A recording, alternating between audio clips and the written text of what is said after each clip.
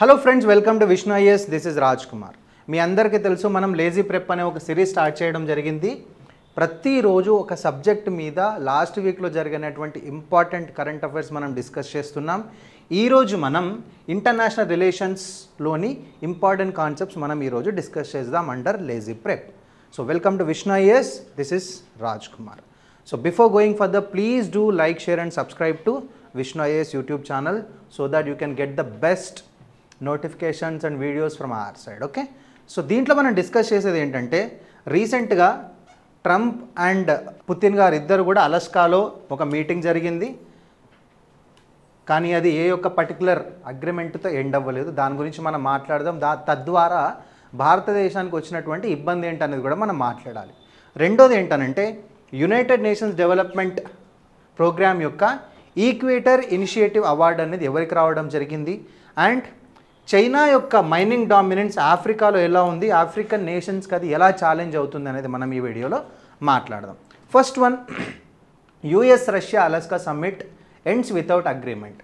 మీ అందరికీ తెలుసు, again Trump Putin ఇద్దరు కూడా అలస్కాలో మీటింగ్ అవ్వడం జరిగింది. ఈ అలస్కా అనేది యునైటెడ్ నేషన్స్ యొక్క సంయుక్త రాష్ట్రం. యునైటెడ్ నేషన్స్ యొక్క సంయుక్త రాష్ట్రము, అండ్ రష్యా ఇటు సైడ్ ఉంది, మీ అందరికీ తెలుసు. అండ్ మధ్యలో మనం దీన్ని బెర్రింగ్ స్ట్రైట్ అంటాం. ఏమంటాం? బెర్రింగ్ స్ట్రైట్ అంటాము.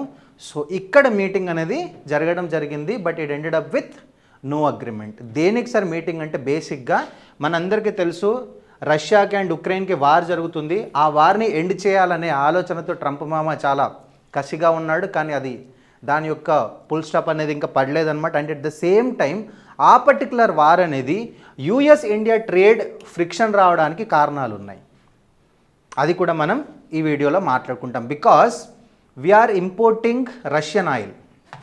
మనం ఏంటంటే డిస్కౌంటెడ్ ప్రైస్తో మనం రష్యన్ ఆయిల్ అనేది మనం ఇంపోర్ట్ చేసుకుంటున్నాము. అంటే తద్వారా ఏంటంటే ట్రంప్ మామ అనేది ఏంటంటే, మనం రష్యాతో ట్రేడ్ చేయడం వల్ల, మనం మన డబ్బులు రష్యాకి ఇవ్వడం వల్ల, ఆ డబ్బులు రష్యా ఉక్రెయిన్ మీద వార్ చేయడంలో పెడుతుంది అని చెప్పి ట్రంప్ మామ ఆరోపిస్తున్నాడు అనమాట. బట్ మనం ఏంటంటే, మనం డొమెస్టిక్ ఇంపార్టెన్స్ కోసం మన భారతదేశ ప్రభుత్వం ఏంటంటే భారతదేశ ప్రజలకి తక్కువ అమౌంట్తో ఆయిల్ దొరికేలాగా ప్లాన్ చేయాలనే ఉద్దేశంతో డిస్కౌంటెడ్ ప్రైస్లో రష్యన్ ఆయిల్ అనేది ఇంపోర్ట్ చేసుకుంటున్నాం. ఎస్, సో దీనివల్ల ట్రంప్ 50% టారిఫ్ వేశాడు మన ఎక్స్పోర్ట్స్ మీద. దట్ మీన్స్ మనం ఏదైతే ఎక్స్పోర్ట్ చేస్తున్నామో యూఎస్కి, ఇండియన్ గూడ్స్ యొక్క ప్రైస్ పెరుగుతుంది. Indian goods will become costly. తద్వారా ట్రేడ్ డిస్ట్రప్షన్స్ వస్తాయి, కాంపిటేటివ్నెస్ తగ్గుతుంది. So there won't be healthy competition. Global మార్కెట్లో నువ్వు ఏ దేశం యొక్క ప్రోడక్ట్స్ని నీ కంట్రీ లోపలికి అనుమతించడానికి వీలు లేదు అనేలాగా లేదు. So every country has to accept other countries products. కాకపోతే ఏంటనంటే వాళ్ళు ఏంటంటే ఇట్లా ట్యాక్స్లు విధించవచ్చు, టారిఫ్స్ విధించవచ్చు. సో తద్వారా ఏంటనంటే it will become to healthy competitiveness అనేది ఉండదు. యూఎస్ ఆబ్జెక్టివ్ అనేది నేను చెప్పాను కదా ఆల్రెడీ, రష్యన్ ఆయిల్ పర్చేజ్ చేయడం వల్ల మనం రష్యాకి డబ్బులు ఇచ్చి వారిని ఇంకొంచెం పెంపొందిస్తున్నాం యుద్ధాన్ని. అలాగే proposed US bill in Congress, US కాంగ్రెస్లో 500% వరకు టారిఫ్స్ పెంచుతాము అని చెప్పి ట్రంప్ చెప్పడం జరుగుతుంది. దేని మీద? Nations aiding Russia's war economy. 500, ఇప్పుడు 50% ఉంది, దాన్ని 500% వరకు పెంచుతాడంట. ఎప్పటి వరకు? రష్యా ఉక్రెయిన్ వార్ ఆగనంత వరకు. మనందరికీ తెలుసు, we're just importing only 35 to 40% of the crude oil from Russia, that too at discounted rates. It is critical for our inflation control, physical stability. Discounted ప్రైస్కి ఎందుకు కొంటారండి? మనకి చాలా సంవత్సరాల నుంచి భారతదేశానికి, చాలా ఏళ్ళ నుంచి, చాలా దశాబ్దాల నుంచి రష్యా మంచి ఫ్రెండ్ అనమాట. తద్వారా ఏంటంటే ఈ మంచి సత్సంబంధాల వల్ల మనకి డిస్కౌంటెడ్ ప్రైస్లో మనకి ఆయిల్ దొరుకుతుంది. సో భారతదేశ ప్రజలకి హెల్ప్ చేయడానికి మనం ఎవరైనా సరే ఆ కంట్రీ యొక్క ఎకానమీని స్టేబుల్ చేసుకోవాలని అనుకుంటారు. అది మనం కూడా అదే అనుకున్నాం. బట్ కాకపోతే ఏంటనంటే దీనివల్ల ఏమవుతుందనంటే, India has to look for some other options. Because మనకి ఇండియన్ ప్రోడక్ట్స్ యూఎస్లో కాస్ట్లీ అవుతున్నాయి కాబట్టి మనం దానికి వ్యతిరేకంగా మళ్ళీ మనం టారిఫ్స్ విధించలేం. సో మనం ఆల్టర్నేట్స్ కంపల్సరీగా ఫైండ్ అవుట్ చేసుకోవాలి. ఇండియా స్ట్రాటజిక్ అటానమీ ఏంటి ఇక్కడ? India follows a multi alignment strategy. మనం రష్యాతో సత్సంబంధాలు కొనసాగిస్తూనే ఉక్రెయిన్ ప్రెసిడెంట్ జెలెన్స్కీతో భారత ప్రధాని మాట్లాడడం జరిగింది. రష్యాకి యూఎస్కి పడకున్నా కూడా మనం రష్యాతో ఎలాగైతే సత్సంబంధాలు మెయింటైన్ చేస్తామో యూఎస్తో కూడా సత్సంబంధాలు మెయింటైన్ చేస్తాం. That is why we're following a multi alignment strategy. We're having deep ties with US with respect to defence, technology, trade, Indo Pacific strategy. And at the same time మనది ఏదైతే long standing partnership ఉందో రష్యాతో అది కూడా మనం preserve చేసుకోగలుగుతున్నాం with respect to energy, defence and nuclear cooperation. But the core principle is national interest. రెండు major దేశాలతో మనం సత్సంబంధాలు ఎట్ ఏ టైం మెయింటైన్ చేయగలుగుతాం. That is thanks to our diplomacy, thanks to our foreign policy, just because we have to focusing more on our national interest, that is with respect to energy security, affordable imports, diversification of suppliers. India unlikely to fully align with western sanctions on Russia. అలా అని చెప్పి మనం ఏ country మీద ఏ country యొక్క యుద్ధాన్ని కూడా ప్రోత్సహించట్లేదు కదా.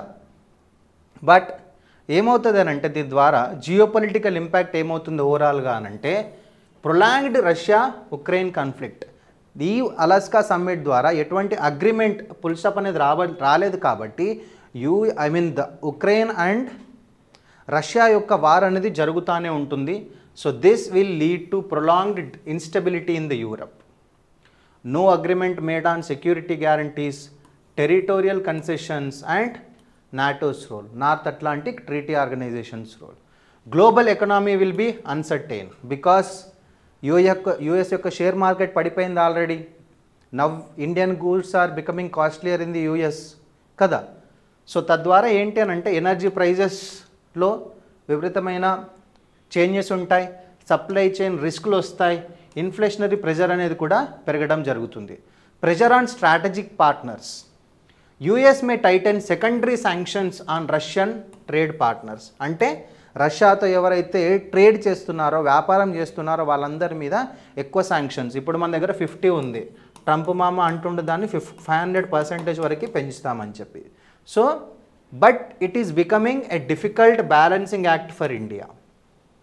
డిప్లొమాటికల్లీ కొంచెం కష్టంగా ఉన్నప్పటికీ కూడాను we're trying to maintain it. మనం ఏం చేయొచ్చు అంటే వన్ ఈస్ డిప్లొమాటిక్గా బ్యాలెన్స్ చేయాలి. But at the same time we have to do this trade diversification. That means we have to explore some alternative energy sources. అది మిడిల్ ఈస్ట్ నుంచి కావచ్చు, యూఎస్లోని LNG గ్యాస్ని ఇంపోర్ట్ చేసుకోవడం కావచ్చు. ఇంకొకటి ఇండిపెండెన్స్ డే రోజు ప్రధాని మోడీ గారు చెప్పారు కదా, డీప్ వాటర్ ఎక్స్కవేషన్ ప్రాజెక్ట్స్ భారతదేశంలో ఉన్నటువంటి మినరల్ రీసోర్స్ని మనం సంపాదించుకోగలగాలి, సాధించుకోగలగాలి, రీసెర్చ్ అండ్ డెవలప్మెంట్ చేయగలగాలి. తద్వారా ఏంటంటే ఈ డిపెండెన్స్ అనేది తగ్గుతుంది.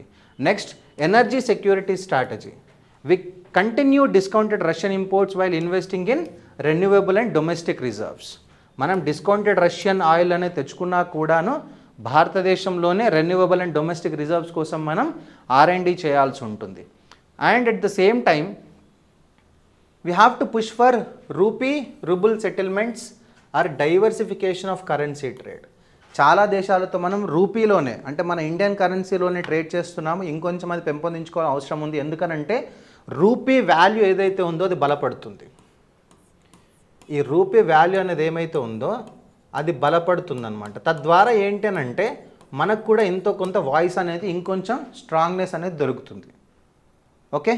And at the same time we have to reinforce India's independent foreign policy at forums like BRICS, SCO, G20, India Pacific Economic Framework for Prosperity. ఇవేదైతే అంటే డిఫరెంట్ గ్లోబల్ ప్లాట్ఫామ్స్ ఏవైతే ఉన్నాయో వాటిలో మనం రూపీ వాల్యూ కనుక పెరిగింది అని అనుకోండి, we can have our voice అన్నమాట. తద్వారా ఏంటనంటే ఇట్లాంటి ఏదైతే ఎకనామిక్ స్టెబిలిటీస్ ఈ పెద్ద దేశాలు డెవలప్డ్ కంట్రీస్ ఏవైతే సృష్టించాలనుకుంటున్నాయో వాటి నుంచి మనల్ని మనం కాపాడుకోవడానికి కూడా చాలా హెల్ప్ అవుతుంది. Fine, hope you got it. So next one is UNDP equator initiative award. ఏదైతే ఉందో రీసెంట్గా కర్ణాటకలోని ధార్వాడ్ డిస్ట్రిక్ట్లోని కుండుగోల్ తాలూకులో ఒక సెల్ఫ్ హెల్ప్ గ్రూప్కి ఈ అవార్డు అనేది రావడం జరిగింది. ఎందుకు ఈ అవార్డు ఇస్తారు సార్ అని అంటే grass root efforts in biodiversity conservation and poverty reduction, పేదరిక నిర్మూలన and at the same time biodiversity conservation అనేది చేస్తే వాళ్ళకి ఆ సెల్ఫ్ హెల్ప్ గ్రూప్స్ ఏవైతే ఉన్నాయో వాళ్ళకి యునైటెడ్ నేషన్స్ డెవలప్మెంట్ ప్రోగ్రామ్ యొక్క ఈక్వేటర్ ఇనిషియేటివ్ అనేది అవార్డు అనేది రావడం అనేది జరుగుతుంది. ఇది బయనల్ ఇస్తారండి, అంటే ప్రతి 2 సంవత్సరాలకు ఒకసారి ఈ అవార్డు అనేది ఇవ్వడం జరుగుతుంది. దీన్ని Nobel prize for biodiversity conservation అని కూడా పిలుస్తారు. ఏమని పిలుస్తారు? Nobel prize for biodiversity conservation. Very very important, గుర్తుపెట్టుకోండి. అండ్ దీంట్లో ఈ ప్రైజ్ మనీ ఎంత ఇస్తారు సార్ అంటే $10,000 ఇస్తారు. ఒక అవార్డుకి $10,000 ప్రైజ్ మనీ ఇవ్వడం జరుగుతుంది. 2025 యొక్క థీమ్ ఏంటి? Women and youth leadership for nature based climate action. Women and youth, దేంట్లో నేచర్ బేస్డ్ క్లైమేట్ యాక్షన్లో ఈ ఇద్దరి యొక్క పాత్రని లేకపోతే లీడర్షిప్ రోల్ ఏదైతే ఉందో దాన్ని పెంపొందించాలి అనే బేస్తో ఈ 2025 థీమ్ అయితే ఉంది. సార్ ఎవరు సార్ దీనికి ఎలిజిబుల్ అంటే initiative must exist for at least 3 years. అంటే వాళ్ళు ఏదైతే ఒక ప్లాన్ లేకపోతే ఏదైతే ఒక ఇనిషియేటివ్ తీసుకొని వచ్చారో అది 3 సంవత్సరాల పాటు ఉండాలి. And actions must have been implemented for at least 3 years. 3 సంవత్సరాలకు ముందు లేకపోతే 3 సంవత్సరాల్లో స్టార్ట్ చేయగల ఇనిషియేటివ్ అనేది రన్ అవుతూ ఉండాలి. దాని ద్వారా యాక్షన్స్ కూడా తీసుకొని ఉండాలి. సో అది ఇంపార్టెంట్. ఎవరైనా sir local community based groups can apply for this. Indigenous peoples communities in rural areas, anyone can apply. అంటే United Nations development programme supported countries కావచ్చు, లేకపోతే వేరే ఇతరత్ర కంట్రీస్లో ఉన్నటువంటి ఇండిజినస్ పీపుల్స్ కమ్యూనిటీస్ ఏవైతే ఉంటాయో వాళ్ళైనా సరే అప్లై చేయడానికి ఛాన్స్ ఉంటుంది. Must be nature based solutions. Poverty reduction and biodiversity conservation అని మనం ఏదైతే చెప్పుకున్నామో so it should be nature based solutions ఉండాలి. And deliver measurable benefits related to 2 or more developmental goals. 2 లేదా అంతకన్నా ఎక్కువ డెవలప్మెంటల్ గోల్స్కి కంపల్సరీగా బెనిఫిట్ చేసేలాగా ఈ యాక్షన్స్ అనేవి ఉండాలి.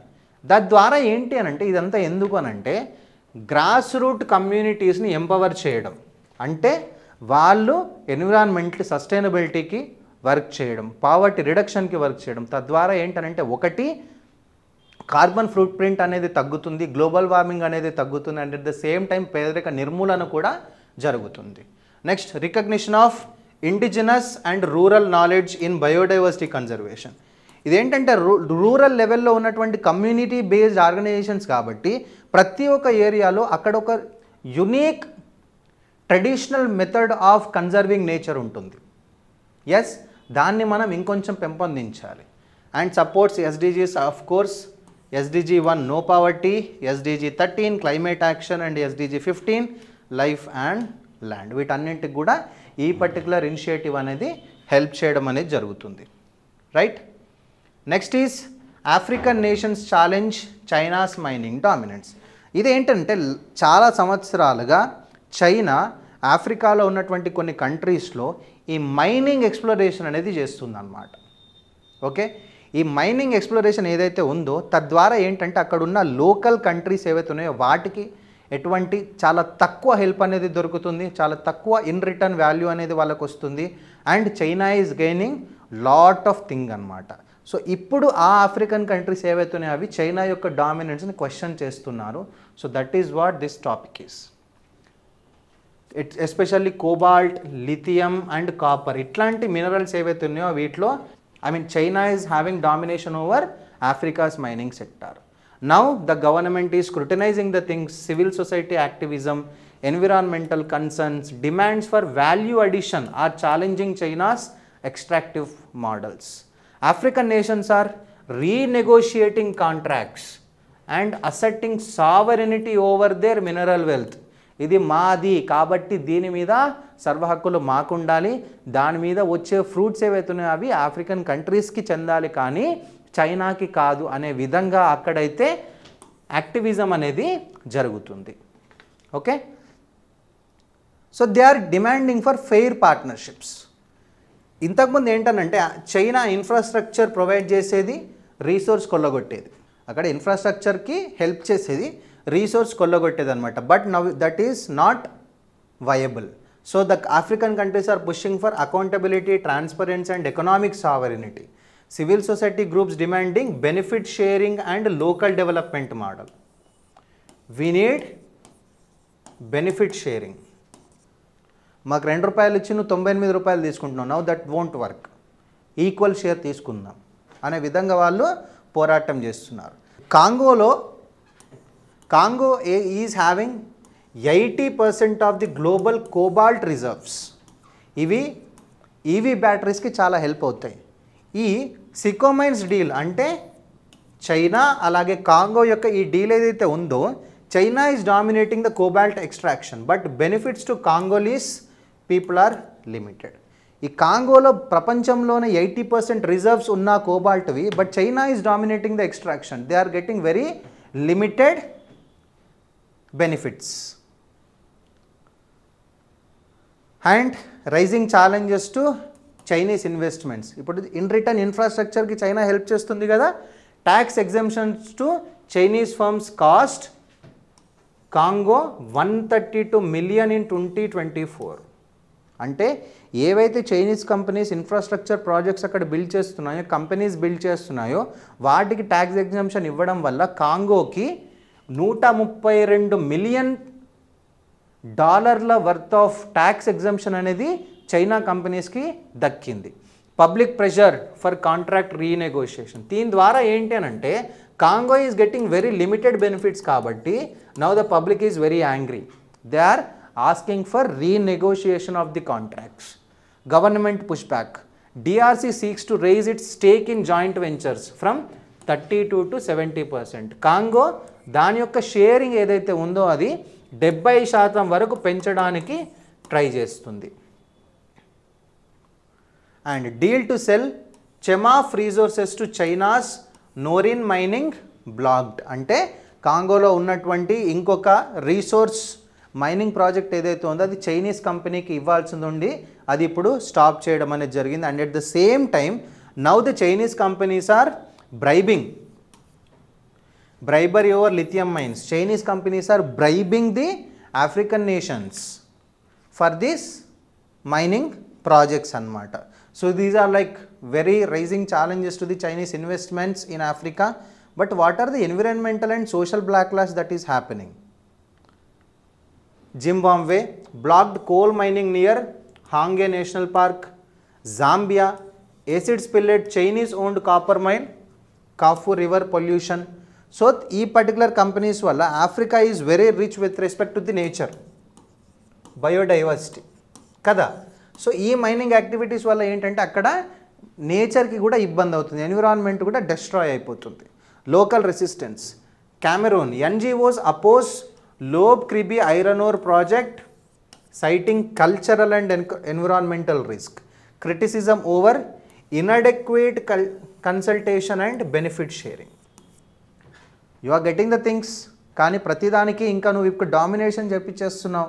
You are not taking our permission, you are not consulting us in doing the things, and at the same time benefit sharing is not happening properly. So this is why the African nations and African people are against Chinese excavation of these minerals. Policy shift towards value addition. Now the African countries are very particular with respect to the benefit sharing. Export bans on raw materials. Zimbabwe 22లో, Namibia 23లో.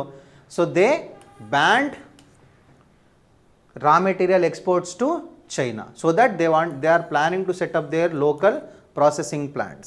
Challenges ఏంటంటే exports ban చేయడంతోనే సరిపోదు, కానీ దానికి కావాల్సినటువంటి local industry capacity ఉందా, inclusive policies ఉన్నాయా అనేది కూడా important. లేకపోతే ఏంటంటే the benefits May flow to elites not communities. ఒకవేళ రా మెటీరియల్ ఆపావు కానీ దాన్ని నీకు ప్రొడ్యూస్ చేయడానికి ప్రాపర్ ఇండస్ట్రీస్ ఆ కంట్రీస్లో లేకపోతే ఏమవుతుంది అప్పుడు ఎవరు ఆ దేశంలో ఉన్నటువంటి రిచ్ పర్సన్ ఏదైతే ఉన్నారో వాళ్ళు తీసేసుకుంటారు. So everything will go to that particular rich guy, not to the community. So దానికి ప్రాపర్ ప్లానింగ్ అనేది ఉండాలి. సో అండ్ ఇంకో పాయింట్ ఏంటనంటే future China Africa mining relations ఎలా ఉండబోతున్నాయనంటే చైనా డామినెన్స్ అయితే తగ్గబోతుంది. China is not going to have that much dominance over African nations. African nations are asserting sovereignty. వాళ్ళు స్వాతంత్రం కోరుకుంటున్నారు. నువ్వు ప్రాపర్ బెనిఫిట్ షేరింగ్ ఇవ్వలేదు. Now they are not want China to do this raw material exports to China. Potential transformation. Africa May shift from raw material exporter to value added player in green economy. మనకేం sir ఇప్పుడు implications అని అంటే critical mineral machine. India depends heavily on imports of lithium, cobalt and rare earth metals.